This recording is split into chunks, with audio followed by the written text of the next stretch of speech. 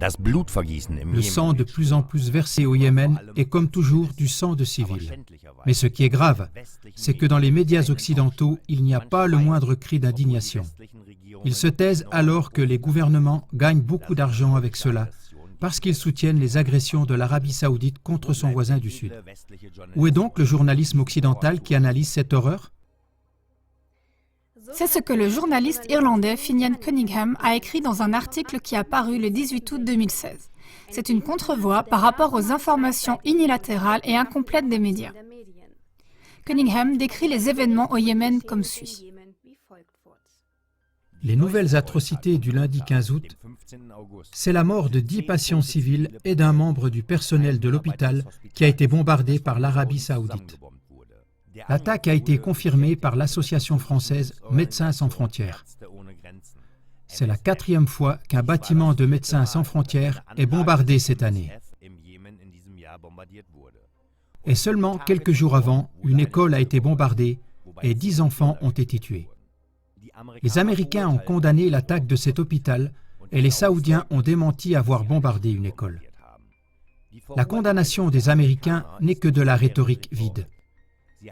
En octobre dernier, en Afghanistan, ils ont eux-mêmes bombardé plusieurs fois une clinique, faisant 30 morts.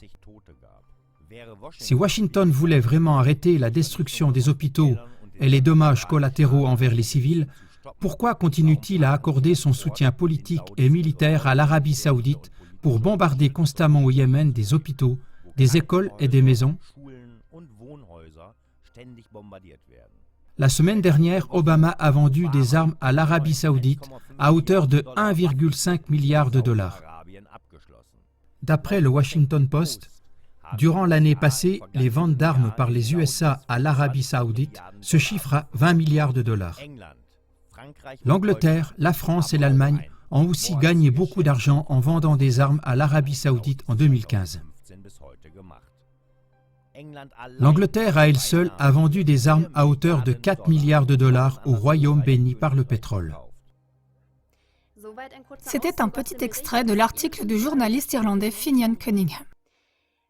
Ce qui est remarquable, c'est de voir avec quelle ampleur les médias occidentaux d'un côté condamnent les attaques aériennes russes pourtant demandées par le gouvernement syrien quand celles-ci ont prétendument bombardé un hôpital en Syrie. Il s'est avéré par la suite que c'était une fausse information. Et comment, d'un autre côté, ces mêmes médias ne parlent presque pas des crimes de guerre commis au Yémen par la coalition militaire commandée par l'Arabie saoudite. Finalement, selon ces médias, les adversaires du gouvernement destitué de Mansour Hadi seraient les responsables de cette escalade. Ce qui n'est pas assez médiatisé, c'est que, dans la capitale du Yémen, Sanaa, pour la première fois depuis 2 ans, le Parlement s'est réuni, comme l'a rapporté la chaîne de télévision RT Deutsch. Les députés ont soutenu le gouvernement en ce qui concerne l'alliance avec les Houthiste et l'ancien président Ali Abdullah Saleh. Mais l'Arabie saoudite essaye toujours de mettre au pouvoir son ancien remplaçant, Mansour Hadi, qui est soutenu par l'Occident. Selon l'ancien présentateur de la radio de l'Allemagne du Nord, Einar Schleret, ce qui est très significatif, c'est que l'armée de l'air saoudienne ne pourrait pas bombarder des hôpitaux et des écoles sans l'aide américaine. Car premièrement, les avions de chasse ont été livrés par les USA, et deuxièmement, l'armée de l'air saoudienne recevra des USA toutes les coordonnées pour les attaques. Sur ce point également, les médias dirigeants occidentaux n'informent pas leurs auditeurs et leurs lecteurs, et ceci révèle clairement leur fonctionnement. Chers téléspectateurs, restez à l'écoute et n'arrêtez pas de propager nos émissions.